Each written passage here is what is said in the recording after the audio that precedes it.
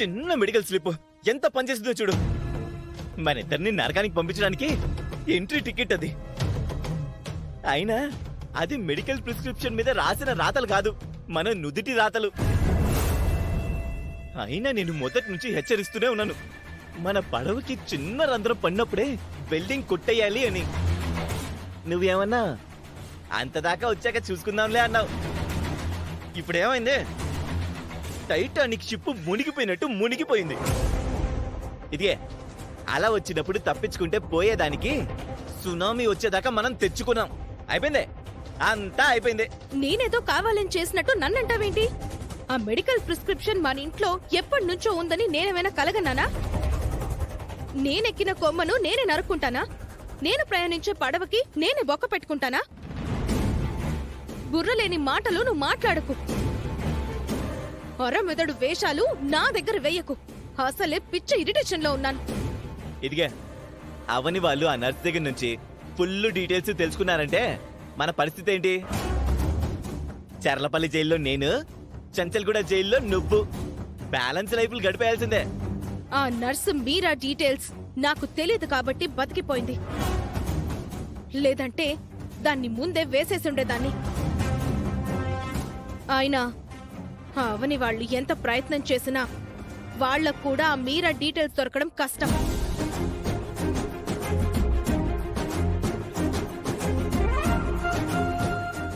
బంగారం వద్దు, అవనీని తక్కువ అంచనా వేయద్దు. గతంలో మనకు చాలా అనుభవాలున్నాయి, అవి మర్చిపోకు. అవని అద్భుతమైన డిటెక్టివ్, ఏదైనా కనిపెట్టగలదు. శత్రువు సామర్థ్యం తెలిసినప్పుడు మనం మరింత జాగ్రత్తగా ఉండాలి. ఆ అక్షయ్ దగ్గర నుంచి మనం ఆ స్లిప్ ని లాక్కొనుంటే ఇంత దూరం వచ్చుండేదే కాదు.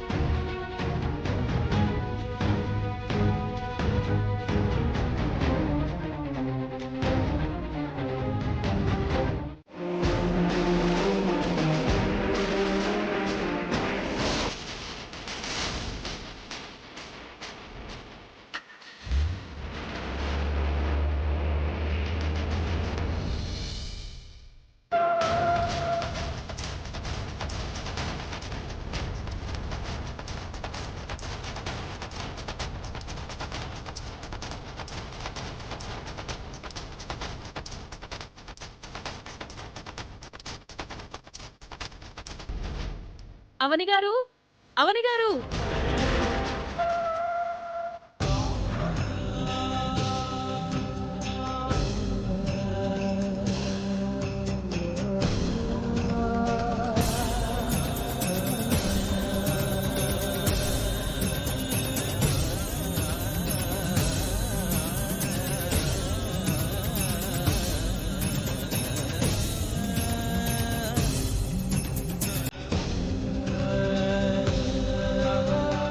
మీరా దగ్గర నుండి ఫోన్ వచ్చిందండి.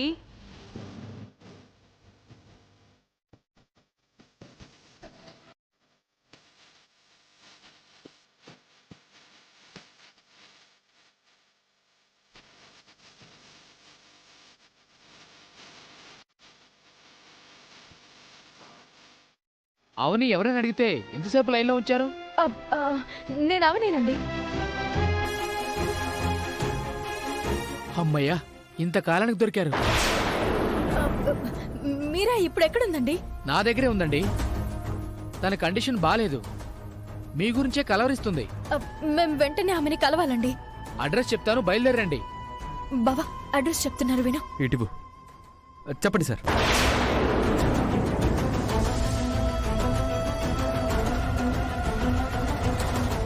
ఓకే సార్, మేము వెంటనే బయలుదేరి వచ్చేస్తున్నాం. మీ గురించి ఎదురు చూస్తుంటాను, త్వరగా రండి. Okay sir. ఎక్కడంట? అవని, ఆయన చెప్పిన సీతానగరం అనే పల్లెటూరు సిటీకి 120 కిలోమీటర్స్ లో ఉంది. మన బిడ్డ మనకి దొరికేసింది బావా, తొందరగా వెళ్దాం పద. సారీ అండి. పర్వాలేదండి, థ్యాంక్ యూ సో మచ్.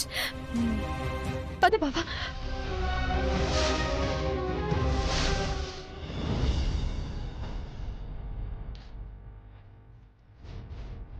ఆనాడు నా మనవరాలి కోసం నేను ఎన్నో పూజలు చేశాను, నోములు నోచాను. ఇంతకాలం తర్వాత మనకి చాలా దగ్గరగా ఉందనిపిస్తోంది. కానీ ఎక్కడుందో తెలియడం లేదు. మీరంతా ఇంతలా పాప కోసం ఆశగా ఎదురుచూస్తున్నారు కాబట్టి అమ్మవారు మీ మీద కృప చూపించి పంపిస్తుందిలేండి.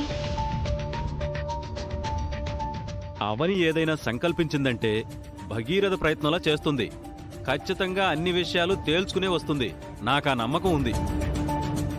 మేము ఎప్పుడైతే గడువు పెట్టి అగ్రిమెంట్ మీద సంతకాలు చేయించుకున్నామో అప్పట్నుంచి అవని ఆస్తులు పోగొట్టుకోవాల్సి వస్తుందని కంగారు పడిపోతుంది.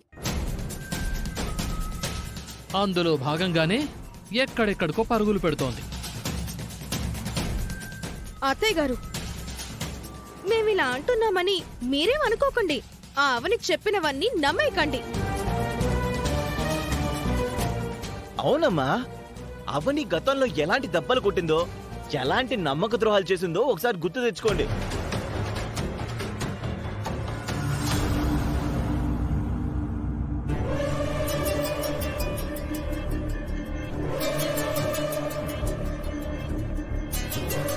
ఎవరండి?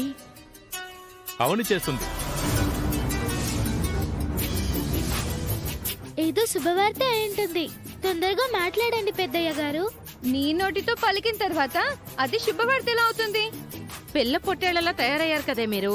నాన్న, మీరు మాట్లాడండి. చెప్పమ్మా. మావయ్య, హెడ్ నర్స్ మీరా గురించి మాకు వివరాలు తెలిసాయి.